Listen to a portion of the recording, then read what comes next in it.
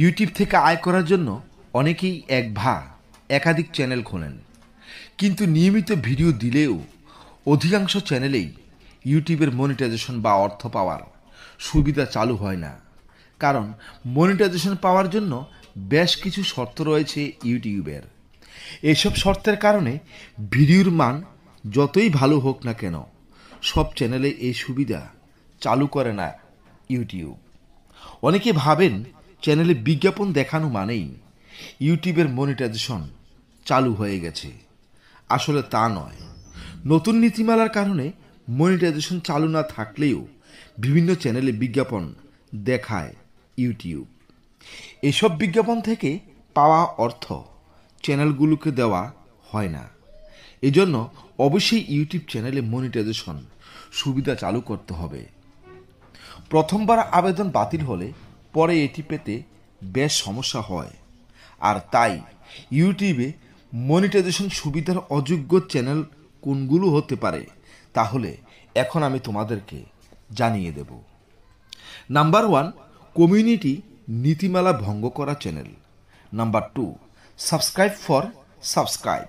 Number 3, অন্যের video বা audio ব্যবহার করা চ্যানেল। ইউটিউবের কমিউনিটি নীতিমালা না মেনে ভিডিও তৈরি করলে সেই চ্যানেল কোনোভাবেই মনিটাইজেশনের জন্য অন্তর্ভুক্ত হবে না। এমনকি একবার কমিউনিটি গাইডলাইন স্ট্রাইক পেলেও এটা চালু করা হবে না। কৃত্রিমভাবে ভিডিও দেখে সময় বাড়ানো।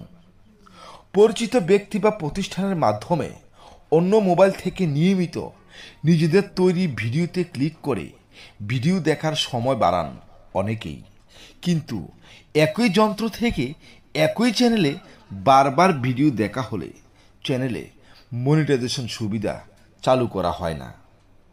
Subscribe for subscribe. গ্রাহক বা সাবস্ক্রাইবারের সংখ্যা বেশি থাকলেও যেসব চ্যানেলের ভিডিও বেশিরভাগ সাবস্ক্রাইবার দেখেন না, সেগুলোয় মনিটাইজেশন চালু হয় না। সাবস্ক্রাইব করার পর চ্যানেলটিতে আর কখনো প্রবেশ না করা ব্যক্তির সংখ্যা বেশি থাকলে এমনটি করা হয়। অন্যের ভিডিও বা অডিও ব্যবহার করা চ্যানেল। অন্যের মেধাস্বত্ব করা ভিডিও বা অডিও ব্যবহার করা চ্যানেলগুলোয় মনিটাইজেশন চালু করা হয় না, কারণ চ্যানেলে থাকা ভিডিওগুলোকে পুনরায় ব্যবহার করা কন্টেন্ট হিসেবে বিবেচনা করে ইউটিউব। এসব চ্যানেলের পাশাপাশি আরও বেশ কিছু চ্যানেলে মনিটাইজেশন সুবিধা চালু করে না ইউটিউব। এগুলো হলো ভুল তথ্য